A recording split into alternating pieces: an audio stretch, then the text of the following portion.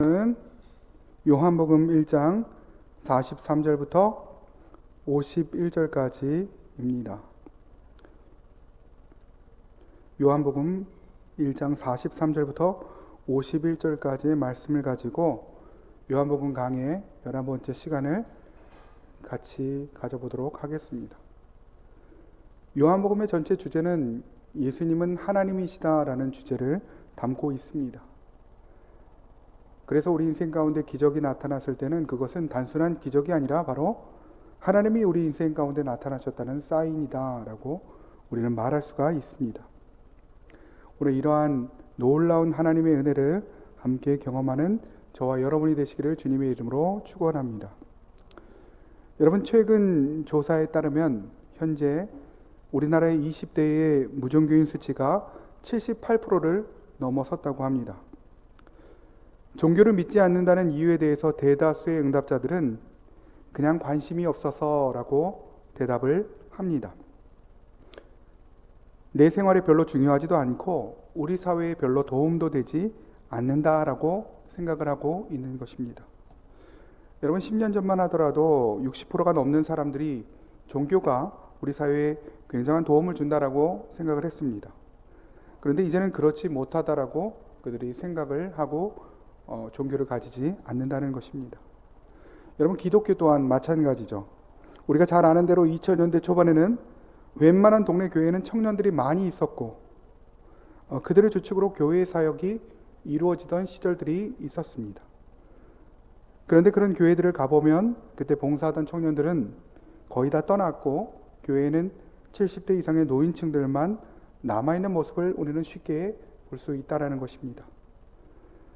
나의 삶과 전혀 동떨어진 이야기를 한다고 생각하며 그 젊은 층들이 교회를 떠나가고 있다는 것입니다. 교회가 제 역할을 하지 못하고 있는 것이죠. 세상의 빛과 소금인 교회가 그 교회의 역할들을 하고 있지 못하기 때문에 안타깝게도 많은 사람들이 교회를 떠나가고 있는 것입니다. 여러분, 이러한 현실 가운데 오늘 하나님께서는 본문 말씀을 통해서 어떻게 우리가 하나님의 은혜를 입은 자로서 잃어버린 영혼들에게 복음을 전하며 살아갈 수 있는지에 대해서 오늘 우리 가운데 말씀해주고 있다는 것입니다. 굉장히 중요한 말씀입니다. 여러분, 첫 번째로요, 우리는 인생의 허무함을 느끼는 사람들에게 하나님의 사랑을 전해야만 합니다. 우리 같이 한번 해볼까요? 시작. 우리는 인생의 허무함을 느끼는 사람들에게 하나님의 사랑을 전해야만 하는 것입니다. 하나님께서는 우리를 반드시 사명자로 세우실 것입니다. 우리가 지금은 비록 연약하고 부족해 보일지라도 언젠가는 우리가 반드시 하나님의 일들을 감당하는 사명자로 세워질 것입니다. 하나님의 말씀으로 세상을 변화시키고 이 세상 가운데 빛과 소금의 역할을 반드시 우리가 감당하게 될 것입니다. 우리 교회가 감당하게 될 것입니다. 그런데 그 전에 어떤 과정들이 우리 가운데 필요한데요. 그 과정들이 무엇입니까? 그것은 먼저 개인적으로 하나님을 직접적으로 체험하는 것입니다.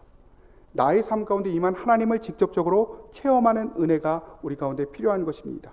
그 은혜를 누리는 저와 여러분이 되시기를 주님의 이름으로 축원합니다. 오늘 본문 가운데서도 예수님은 이러한 역할을 감당하기 위해서 빌립이란 사람을 부르고 계십니다. 빌립을 먼저 부르고 계시죠. 우리 43절 말씀을 우리 같이 한번 읽어보도록 하겠습니다.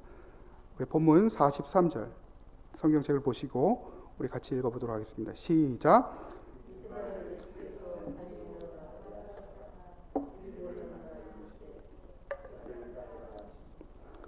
오늘 본문에서 보면 예수님께서 갈릴리로 나가시려다가 빌립이란 사람을 만나게 되고 그를 제자로 부르시는 과정들이 오늘 본문 가운데 기록되어져 있습니다. 여러분, 여기서 나가려 하시다가를 원어로 보니까 예수님께서 갈릴리로 떠날 것을 결심하셨다, 이렇게 해석할 수 있습니다. 예수님께서 갈릴리로 떠날 것을 결심하셨습니다. 왜 결심하셨을까요? 여러분, 지금 예수님께서는 비교적 생활 수준이 낮은 갈릴리로 가시려는 목적을 가지고 가난하고 병들고 소외된 사람들 위해 이 땅에 오신 예수님의 본래 목적을 성취하기 위해서 갈릴리로 가시려고 결심하셨다라고 그렇게 해석을 할 수가 있다는 것입니다. 여러분, 그런데 그 갈릴리로 가는 그 과정 가운데 예수님은 빌립이란 사람을 만나게 됩니다. 그리고 빌립에게 나를 따르라라고 그렇게 말씀을 하셨던 거죠. 여러분 오늘 본문 44절에 보니까 빌립은 안드레와 베드로와 함께 베세다 사람이라고 그렇게 나오고 있습니다. 여러분 이때 당시 베세다라는 지역은 굉장히 못 사는 지역이었습니다. 하층민들이 주로 거주하는 지역이었다는 거예요. 그리고 이 빌립이라는 사람은 그 베세다에서도 별로 미래가 밝지 않은 어부라는 직업을 가지고 있었던 사람이라는 거예요. 그런데 예수님께서는 그 비천한 빌립의 삶 가운데 찾아오셨다는 거예요. 그 비천한 빌립의 삶 가운데 찾아오시고 지금 그에게 나를 따르라 라고 그렇게 얘기를 하신다는 거예요. 이것이 우연이 아니라 목적을 가지고 빌립이라는 사람의 삶 가운데 예수님께서 찾아오신 것입니다. 여러분 다른 종교를 보면요, 인간이 신을 찾아가는 과정을 그리고 있는데 기독교는 뭔가 틀립니다. 하나님이 우리를 찾아오시는 과정을 그리고 있는 것이 바로 우리가 믿는 기독교라는 거예요. 비천한 우리 인생 가운데 하나님이 우리를 찾아오시는 과정 하나하나를 그리고 있다는 것입니다. 여전히 우리가 하나님을 알아보지 못할지라도 하나님이 나를 찾아오는 과정 하나하나를 성경은 우리 가운데 설명해주고 있다는 것입니다. 여러분 그런데 본문에서 이야기하고 있는 따르다라는 의미에 우리가 주목해 볼 필요가 있습니다. 이 의미는 한순간에 따르겠다라는 것이 아닙니다. 그것이 아니라 끊임없이 예수님의 뒤를 따라가는 예수님의 적극적인 제자가 되어라라는 그런 의미를 지니고 있다는 것입니다. 여러분 예수님께서는 마태복음 16장 24절 가운데 예수님을 어떻게 따라가야 하는지 그 방법들을 우리 가운데 말해주고 있습니다. 우리가 따라가고 싶은데, 잘 따라가고 싶은데 어떻게 예수님을 우리가 따라가야 될까? 어떻게 내가 예수님을 따라 한 걸음 한 걸음 걸어가야 될까? 우리 한 목소리로 같이 한번 읽어보기 원합니다. 시작. 이르시되 누구든지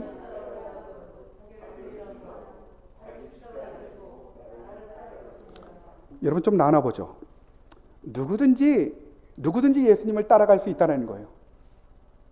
우리 권사님들도 예수님을 따라갈 수 있고, 장로님도 예수님을 따라갈 수 있고, 우리 목사님도 예수님을 따라갈 수 있고, 우리 모두가 예수님을 따라갈 수 있다는 것.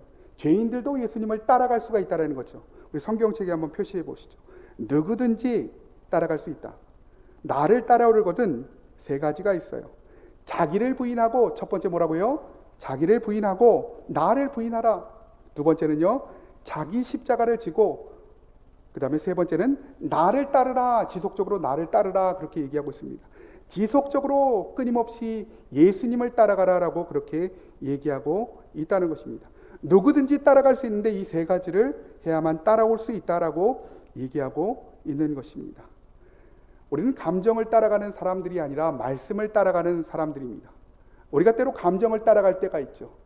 우리 가운데 어떤 안 좋은 일이 있을 때 우리가 낙담될 때 감정을 따라가게 되는데, 우리는 감정을 따라가는 자들이 아니라 바로 예수님을 따라가는 자들이라는 것입니다. 여러분 여기서 자신을 부인한다는 것은 무엇입니까? 자기를 위한 자신의 뜻을 내려놓는 것들을 이야기합니다. 나를 위한 나의 뜻을 다 내려놓고 예수님을 따라가는 거예요. 내가 생각하기에 좋은 것들을 다 내려놓고 예수님을 따라가는 것입니다. 내가 선택할 때 이것이 좋은 것 같은데 그 모든 것들을 다 내려놓고, 나를 위한 모든 생각들을 다 내려놓고 예수님을 따라가는 것들을 의미하고 있다는 것입니다. 여러분 두 번째로요, 여러분 십자가를 진다는 것은 어떤 것들을 의미합니까? 우리 가정에서 보통 그러죠. 아내에게 당신은 나의 십자가야, 남편에게 당신은 나의 십자가야. 그것이 십자가가 아니라, 여러분 십자가를 진다는 것은 하나님의 뜻을 수용하는 것입니다. 나의 삶 가운데 임하신 하나님의 뜻을 수용하면서 그 뜻을 따라가는 것이 바로 십자가를 지는 삶을 살아가는 것입니다. 하나님의 뜻을 수용하는 것, 이것이 바로 십자가를 진다는 것. 그리고 예수를 따른다는 것은 우리가 끊임없이 예수를 따라가며 삶 가운데 그것들을 실천하는 삶을 살아가야 됨을 말해주고 있다는 것입니다. 오늘 저와 여러분 가운데 이러한 좀 하나님의 은혜가 있었으면 좋겠습니다. 끊임없이 내 생각 다 내려놓고 하나님의 뜻을 먼저 받아들이고 끊임없이 실천하며 살아가는 은혜가 저와 여러분 가운데 충만하게 임하기를 주님의 이름으로 축복합니다. 그런데 본문에서 조금 우리가 이상한 것들을 발견하게 되죠. 43절에 보니까 예수님께서 분명히 빌립을 부르셨음에도 불구하고 빌립이 이에 특별하게 대답하지를 않고 있다는 것입니다. 여러분 다른 제자들을 예수님께서 부르셨을 때는 대부분 그들이 따랐더라, 혹은 그물을 버리고 예수를 쫓았더라라고 기록하고 있는데 본문 어디에도 이러한 말을 우리가 찾아볼 수 없다라는 것입니다. 왜 그럴까요? 그런데 오늘 45절을 보니까 왜 빌립이 아무런 이야기를 하지 않았는지 그 이유를 우리가 짐작해 볼 수 있게 됩니다. 우리 45절 말씀 우리가 한 목소리로 크게 같이 읽습니다. 시작. 빌립이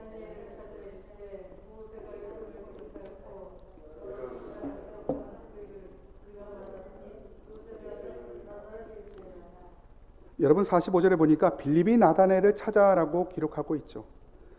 여러분 그는 예수를 믿고 따르기로 결정하는 순간 예수님을 전하는 모습을 바로 보여주고 있다는 것입니다. 대답이 필요한 것이 아니라 행동으로 보여주고 있다는 것이죠. 여러분 우리도 주변에 보면 예수님을 따르겠다라고 그렇게 하는데 나는 하나님의 자녀다라고 얘기하는 사람들이 상당히 많이 있습니다. 그런데 진정으로 예수님을 따르는 삶은 말로 하는 것이 아니라 그 즉시 예수님을 전하는 삶이 진정으로 예수님을 따르는 삶이다라고 우리 가운데 말해주고 있다는 것입니다. 그리고 바로 뭐라고 얘기하고 있습니까? 모세의 율법에 기록하였고 여러 선지자가 기록한 그 메시아를 내가 만났다. 하나님을 내가 만났다. 내 인생 가운데 하나님을 내가 만났다. 그래서 나는 전할 수밖에 없다.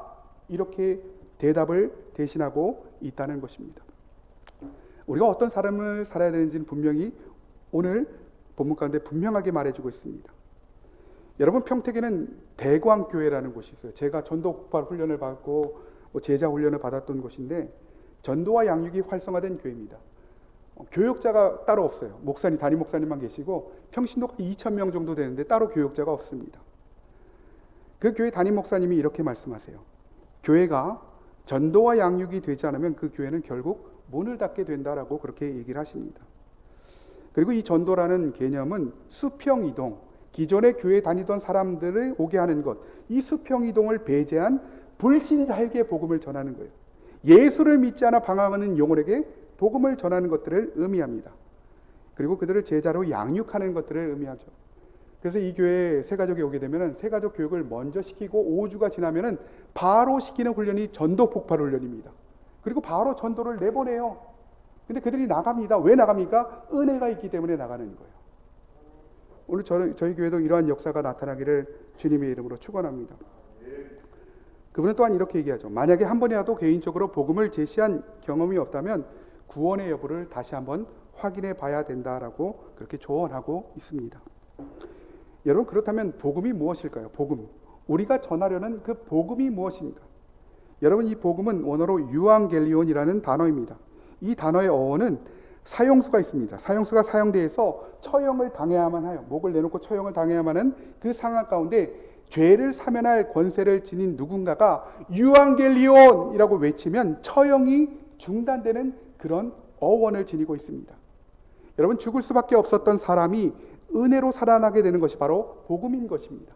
내가 죽을 수밖에 없었는데 죄로 말미암아 죽을 수밖에 없었는데 하나님이 구원해 주신 거예요. 그래서 우리는 전할 수밖에 없다는 것입니다.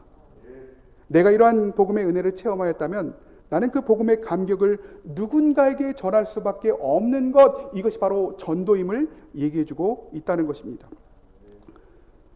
여러분 지금 빌립은 예수님께서 그를 부르신 이후에 다른 어떤 것을 한 것이 아니라 바로 하나님의 도구가 되어서 죽어가는 영혼을 살리는 일을 하고 있었다는 것입니다. 여러분 나다나엘은 많은 학식을 가지고 있었고 진리를 추구하던 사람이었습니다. 하지만 그는 하나님의 아들인 예수님을 믿지 않았기 때문에 인생의 허무함 가운데 하루하루를 살아가던 사람이었다는 거예요. 인생의 허무함 가운데 절망 가운데 아무런 희망이 없이 하루하루를 살아갔던 것입니다. 그런데 본문을 보면 나다나엘이 처음에 빌립을 조롱하는 장면을 우리가 보게 되죠. 복음을 전하고 있는데 나다나엘이 이 빌립을 처음에는 조롱하고 있다는 것입니다. 우리 46절 말씀을 우리 같이 한번 한 목소리로 읽어봅니다. 시작.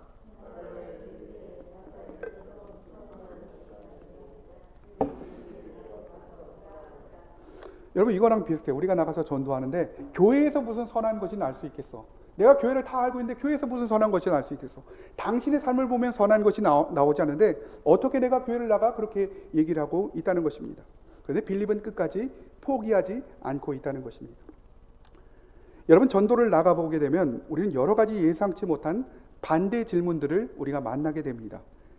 그 질문 중에 대표적인 질문이 가슴 아픈 질문인데요. 예수를 믿는 사람들이 왜 더 악한가? 예수를 믿는 사람들이 왜 더 악한가? 여러분, 예수를 믿는 사람들이 왜 더 악하죠? 우리가 보기에도 예수를 믿는 사람들이 더 악한 모습들을 우리 가운데 보여줄 때가 많이 있습니다. 여러분, 그런데요, 그럴 때 우리가 할 수 있는 답변은 바로 이것입니다. 내가 예수님을 영접하고 예수를 믿지만 아직은 완성된 존재가 아닙니다. 아직은 완성된 존재가 아니라는 거예요. 그래서 우리가 천국 가는 그날까지 하나님 앞에서 완성되어져 가는 존재인 것입니다. 그래서 공사로 치면 아직 공사 중인 것입니다. 우리 옆에 분들에게 이렇게 이야기합니다. 공사 중이어서 죄송합니다. 같이 인사하시겠습니다. 시작. 공사 중이어서 죄송합니다. 이게 굉장히 중요합니다. 이게 여러분 하나하나를 배워나가는 거예요. 우리가 전도 현장 가운데 나가면 분명히 이런 질문들을 받게 되는데, 공사 중이어서 죄송합니다. 우리가 그들하고 싸울 필요가 없어요. 소리를 낼 필요가 없습니다. 나는 아직도 만들어지는 과정 가운데 있기 때문에 하나님의 은혜로 내가 지금 전도하고 있는 것이다. 이렇게 전하면 되는 것입니다. 여러분, 오늘 본문의 빌립은 나다나엘이 자기를 조롱하고 있는 그 순간 가운데 끝까지 나다나엘이라는 영혼을 하나님 앞으로 이끌기 위해 충성된 모습을 보이고 있다는 것입니다. 그리고 와서 보라라고 얘기하고 있는 것이죠. 우리가 싸울 필요가 없어요. 우리는 한마디만 하면 됩니다. 와서 보라, 하나님이 역사하십니다. 이곳을 들어오는데 하나님이 역사하신다는 거예요. 네가 직접 와서 봐라, 이렇게 얘기하고 있는 것입니다. 오늘 빌립의 말을 한번 대변해 보죠. 예전에는 내가 인생 가운데 벌벌 떨고 아무런 희망이 없는 인생을 살아가던 어부였는데, 내가 예수님을 만나고 보니까 내 인생이 완전하게 변하게 되었다. 기쁨으로 살아가게 되었다. 이렇게 얘기하고 있는 것입니다. 우리는 세상 가운데 말해야 하는 것입니다. 우리 이렇게 외쳐야 되는 것입니다. 만약에 우리 주변에 연약한 지체들이 있다면 우리가 과감하게 이렇게 외쳐야 됩니다. 와서 보라라고 외쳐야 된다는 것입니다. 오늘 빌립의 고백처럼 와서 보라, 일단 예배당에 와서 보라라고 그렇게 외쳐야 하는 것입니다. 그리고 그 지체가 예배 현장 가운데 나왔을 때 하나님은 그분의 능력으로 그분의 삶을 붙잡아 주십니다. 말씀 가운데 반응하게 하신 분이 바로 하나님이시라는 거예요. 그런 은혜가 우리 교회 가운데 있었으면 좋겠습니다. 여러분, 이것이 목회자의 가장 큰 기쁨입니다. 한 영혼이 말씀에 반응하고 그들의 삶을 하나님께로 돌이키게 된다면 그것은 어떤 것하고도 비교할 수 없는 큰 기쁨인 것입니다. 세상에 절망하고 있는 많은 사람들에게 필요한 것은 다른 무언가가 아닙니다. 돈이 필요한 것도 아니요, 명예가 필요한 것도 아닙니다. 잘 들어보면 돈의 문제라고 하는데 결국은 돈의 문제가 아님을 알게 됩니다. 그들에게 필요한 것은 하나님의 진정한 위로입니다. 교회에 와서 하나님의 진정한 위로를 받고 삶의 희망을 가지고 다시금 삶 가운데로 뛰어들어가는 것, 이것이 바로 오늘 교회의 역할이라는 것이죠. 우리 만나교회가 이런 역할을 감당하기를 주님의 이름으로 축원합니다. 그렇다면 우리가 이렇게 예수님을 전하는 인생을 살아가게 될 때 나타나는 하나님의 축복은 무엇인가? 우리가 예수님을 전하는 인생을 살아가게 될 때 우리 가운데 놀라운 축복이 임하게 되는데 어떤 축복이 임하게 될까요? 우리 50절 말씀 같이 한번 읽어보도록 합니다. 시작. 예수께서 무화과 나무 아래, 여러분, 우리가 하나님을 적극적으로 전하는 인생을 살아갈 때 우리는 하나님이 하시는 모든 큰 일을 우리가 보게 된다는 거예요. 우리가 이런 일을 하지 않을 때 우리는 큰 일을 볼 수가 없습니다. 근데 우리가 영혼 구원하는 사명 가운데 나갈 때 하나님이 하시는 모든 큰 일을 우리가 보게 된다라고 말하고 있다는 것입니다. 여러분, 빌립이 나다나엘을 찾아가서 끝까지 그를 권면했을 때 나다나엘은 예수님 앞에 결국은 나가게 됩니다. 우리가 처음 복음을 전할 때요, 많은 사람들이 우리를 조롱할 수 있습니다. 여러분, 통계적으로 보니까요, 우리가 6.5회 복음을 전하면은 그 사람이 한 번 교회를 나온다라고 합니다. 우리는 끊임없이 전해야 됩니다. 조롱하더라도 우리는 전하는 인생을 살아가야 한다는 것입니다. 목적은 영혼 구원입니다. 이 성전을 채우는 것이 목적이 아니라, 교회의 재정을 불려나가는 것이 목적이 아니라 영혼 구원을 살리는 것이 바로 목적인 것입니다. 그때 하나님이 놀라운 큰 일을 우리 가운데 보여주시겠다. 우리 개인의 가정 가운데 보여주시고요, 나의 자녀의 삶 가운데 보여주시고요, 내 몸의 모든 병들이 떠나가게 될 것이고요. 왜냐하면 영혼권의 사명 가운데 나아가야 되기 때문인 것입니다. 너희가 더 큰 일을 너희가 보게 될 것이다. 하나님의 더 큰 일을 보기 원한다면 우리는 뛰어들어야 되는 것입니다. 전해야 되는 것입니다. 여러분, 실제로 빌립과 나다나엘은 요한복음 6장 가운데 놀라운 것들을 체험하게 되죠. 보리떡 5개와 물고기 2마리로 5,000명을 먹이고 12광주리를 남는 기적의 역사를 그들이 함께 경험하게 되었던 것입니다. 여러분, 이 나다나엘이라는 사람, 이 나다나엘 바로 예수님의 12제자 중에 하나였던 바돌로메였습니다. 바돌로메. 그리고 이 바돌로메는 누구보다 열정적으로 복음을 전했던 사람이 되게 된 것입니다. 바로 이 빌립의 헌신을 통해서 그가 이러한 삶을 살아가게 된 것입니다. 결국 이 빌립의 와서 보라라는 믿음의 고백을 통해서 그들은 하나님의 더 큰 일을 보게 되고 하나님의 역사를 그들이 체험하게 되었던 것입니다. 여러분, 마태복음 28장 18절에 보니까 제가 읽어드릴게요. 이렇게 나왔습니다. 예수께서 나와 말씀하여 이르시되 하늘과 땅의 모든 권세를 너에게 주었다. 하늘과 땅의 모든 권세를 우리 가운데 주었다는 거예요. 우리가 전도할 때 쫄지 말아야 됩니다. 하늘과 땅의 모든 권세를 우리 가운데 주었다는 거예요. 그러므로 너희는 가서 모든 민족으로 제자를 삼아 아버지와 아들과 성령의 이름으로 침례를 주고 내가 너에게 분부한 모든 것들을 가르쳐 지키게 하라. 이렇게 얘기하고 있습니다. 볼지어다 내가 세상 끝날 때까지 너희와 항상 함께 있으리라. 만나교회와 항상 함께 있으리라. 이렇게 얘기하고 있다는 것입니다. 우리 나가서 전해야만 하는 것입니다. 무시하더라도 듣지 않더라도 반론을 제기하더라도 우리는 나가서 전해야만 하는 것입니다. 왜요? 하늘과 땅의 모든 권세를 우리 가운데 주셨기 때문에 그렇다는 거예요. 여러분, 예전에 제가 전도 폭발 임상 훈련을 나갔는데 60대 아주머니와 80대 할머니를 만나게 됩니다. 제가 이 60대 아주머니에게 복음을 전했습니다. 처음부터 시작해서 이제 거의 결신할 부분에 이르는데 갑자기 80대 할머니가 노래를 크게 부르기 시작하는 거예요. 노세 노세 젊어서 노세 늙어지면 못 노나. 이 노래를 크게 부르는 거예요. 이제 결신시켜야 되는데 결신을 도저히 시킬 수가 없어요. 점점 커집니다. 마귀의 역사죠.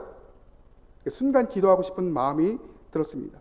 그래서 이 할머니의 눈을 똑바로 쳐다보고 크게는 얘기 못하고 내가 나사렛 예수 권세의 이름으로 명하노니 모든 악한 영들은 떠나갈지어다. 이렇게 선포하게 됩니다. 그러니까 이 할머니의 눈동자가 흔들리면서 노래를 그치게 되는 것이었습니다. 그리고 결심하게 됩니다. 여러분, 제가 그런 능력이 있다는 것을 처음 알았습니다. 하나님의 능력이죠. 하늘과 땅의 모든 권세를 우리에게 주셨기 때문에 우린 예수 이름으로 선포하며 나가는 것입니다. 마귀는 떠나가게 될 것입니다. 하나님의 역사는 나타나게 될 것입니다. 믿음으로 우리가 나가게 되는 거예요. 여러분, 두 번째로요, 우리는 하나님의 정하신 때까지 하나님의 사랑을 전해야 됩니다.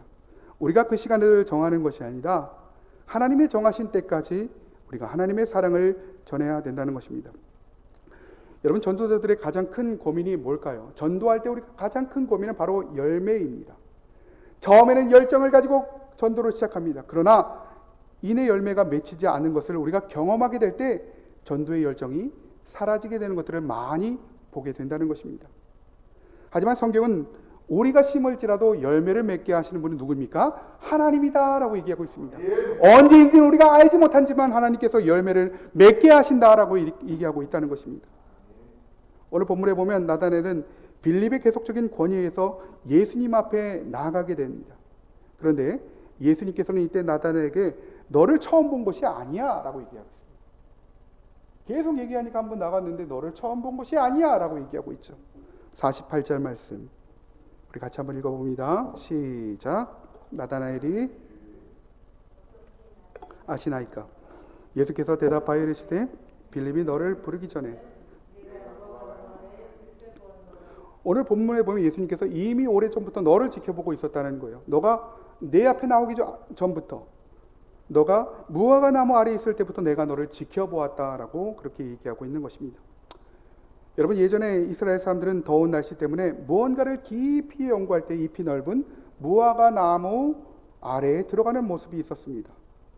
즉 예수님께서는 인생의 문제 가운데 끊임없이 고민하면서 진리를 찾았던, 그렇게 헤매던 순간에도 여전히 나다나엘을 지켜보고 계셨던 것입니다.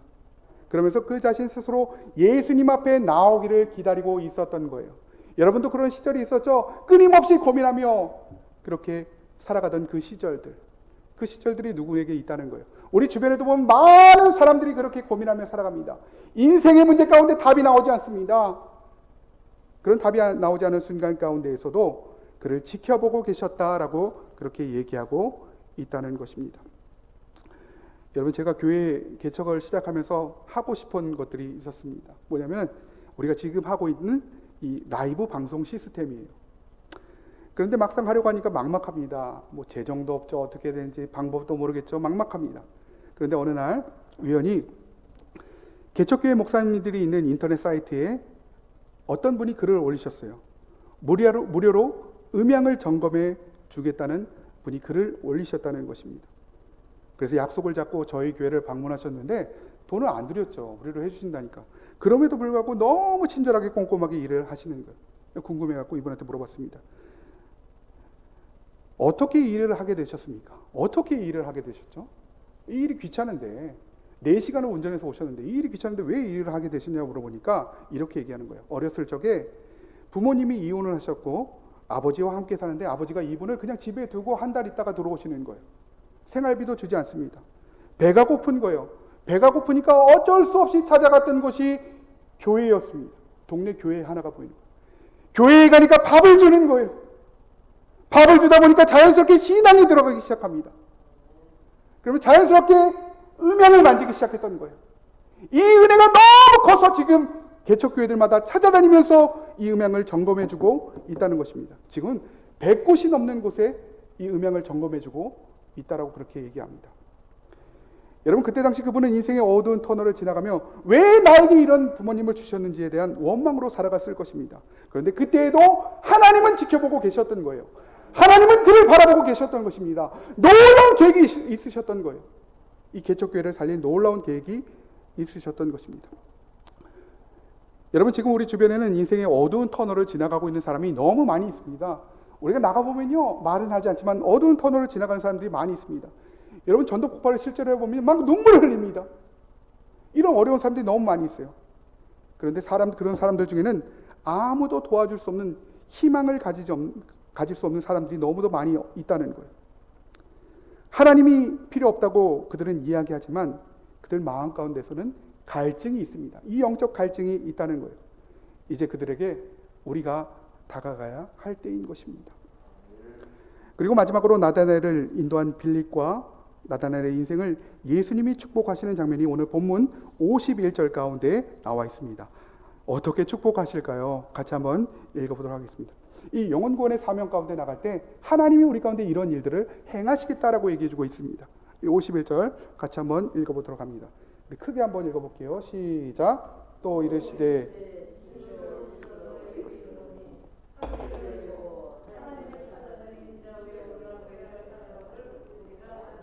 여러분, 이래도 전도 안 하시겠습니까?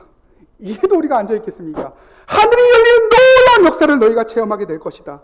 진짜야 진짜야 이렇게 얘기하고 있는 것이죠. 진실로 진실로 너희에게 이르노니 하늘이 열리는 놀라운 역사를 경험하게 될 것이고 하나님의 사자들이 너희 인생 가운데 찾아와서 오르락내리락하며 너희 인생을 돕는 것들을 너희가 경험하게 될 것이다 라고 얘기하고 있다는 것입니다. 하나님의 능력으로 살아가게 될 것이다. 더 큰 하나님의 놀라운 역사를 너희가 경험하게 될 것이다. 이래도 우리가 앉아있겠습니까? 오늘 그런 은혜가 여러분 가운데 주어지길 주님의 이름으로 축복합니다.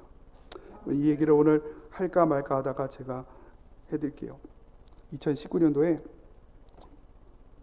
2019년도 9월입니다.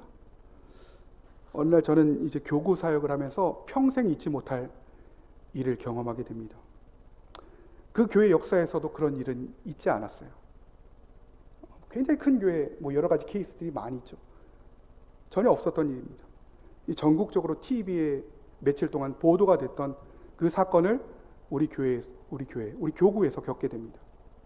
어느 날 점심을 먹고 이렇게 산책을 하는데 교회 벤치에 우리 교구 한 성도가 어떤 남자분하고 이렇게 앉아 있는 거예요. 심각한 얘기를 합니다. 평소 이분하고 굉장히 친한 분이라 아는 척을 하려다가 분위기가 너무도 심각해서 그 자리를 그냥 지나쳐 가게 됩니다. 근데 이상한 것이 그분도 저를 보면서 인사를 해야 되는데 인사를 하지 않는 것이었습니다. 이상하다. 그리고 일주일 정도가 지났는데 그분하고 또 그 똑같은 남성이 심각하게 그 자리에서 이야기를 하고 있는 것이었습니다. 이제 아는 척 하려고 가는데 사역이 너무 바쁜 거예요. 그래서 그 자리를 그냥 지나치게 되었습니다. 뭔가 찝찝한 마음들이 있었죠. 그리고 시간이 일주일 정도가 지났는데 어느 날 저녁에 자려고 누웠는데 교구 담당 전도사님이 갑자기 전화가 온 거예요. 다급한 목소리로. 큰일 났어요, 큰일 났어요, 목사님 하면서 얘기하는데, 그때 벤치에 앉았던 그 성도의 그 남자가 그 성도의 동생이었는데, 그 동생이 가족들과 함께 자살을 했던 것입니다. 지금 병원 영안실에 있다라고 그렇게 연락 옵니다. 여러분 가보니까요, 그 성도분들하고 성도하고 가족들이 있는데, 여러분 그 분위기는 도저히 상상할 수 없습니다.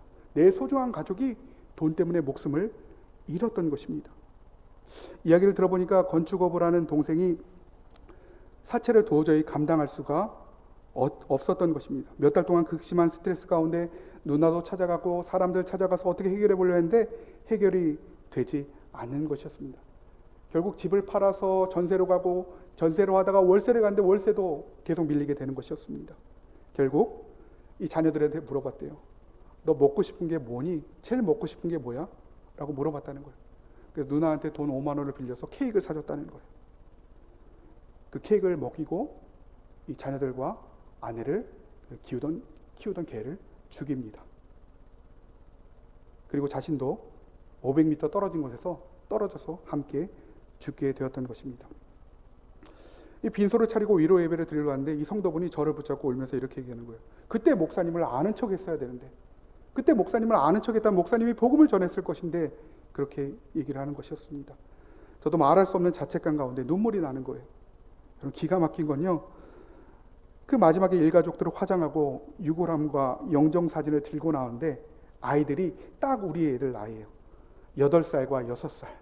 이 영정사진을 들고 나오는데 여러분 유골함도 이만해요. 이만한 유골함을 들고 나옵니다. 기가 막힌 거예요. 저 이때 깨닫게 됩니다. 영혼 구원한 일이 정말 시급한 일이구나 깨닫게 됩니다. 우리가 지금도 한 영혼을 놓치며 살아갈 수 있다는 것이죠. 우리 주변에요, 그런 사람들이 너무도 많이 있을 수 있어요. 그 영혼들에게 우리가 복음을 전한 우리가 되었으면 좋겠습니다. 그냥 살아가지 말고 하나님이 이 땅 가운데 우리를 심어놓은 목적이 있다는 거예요. 그 목적을 우리가 이루어가면서 살아갔으면 좋겠습니다. 하루를 살아도 예수를 위해 살아가고, 하루를 살아도 우리가 영혼 구원한 일에 우리가 매진하며 그렇게 살아가는 저와 여러분들이 되었으면 좋겠습니다.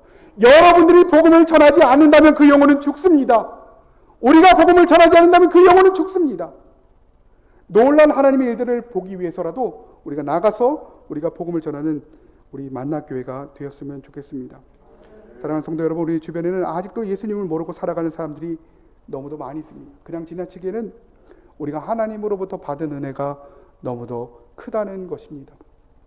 여러분 일주일간 이 말씀을 준비하면서요, 제가 결심한 것이 있었습니다. 저는 원래 우리 아내가 이사를 오기 전까지는 아무것도 안 하려고, 아무 사역도 하지 않으려고 했습니다. 본격적인 사역은 그때부터 시작된다. 그래서 그 전에 세팅만 해놓는다 이런 생각을 했었는데 하나님께 너무 죄송한 거예요. 그래서 이 시간들을 그냥 보낼 수 없다. 그래서 믿음으로 선포합니다. 우리 교회에 전도축제를 선포합니다. 1월 셋째 주에 전도축제를 할 예정이고 정말 많은 것들을 하려고 그래요. 그래서 뭐 가스펠 가수도 초청하고 선물도 나눠줄 예정이에요. 뭐 고추장을 나눠줄지 뭘 할지 모르겠습니다. 그 재정은 어떻게 채우냐고요? 하나님이 채우십니다.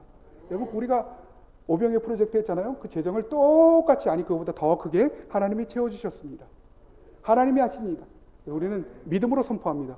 우리 권사님 하실 일은 우리 최정숙 씨나 이런 주변의 분들, 예은이 엄마 그 자리에 그때 이 자리로 모시고 오는 일입니다. 우리가 오늘부터 나가서 하게 되는 것, 사람을 사귀고 그 사람들을 우리가 1월 16일 날 이 자리 가운데 갖다 앉히는 것, 그 다음에 하나님이 하시는 일들입니다. 하나님이 그 영혼을 만지실 거예요. 우리가 전도축제 기억하시면서 우리가 끝까지 하나님 앞에 기도하며 영혼 구원한 일에 매진하는 저와 여러분이 되시기를 주님의 이름으로 축원합니다. 우리 이 시간에 좀 이 찬양을 좀 같이 했으면 좋겠습니다. 이 찬양을 같이 하실 텐데요.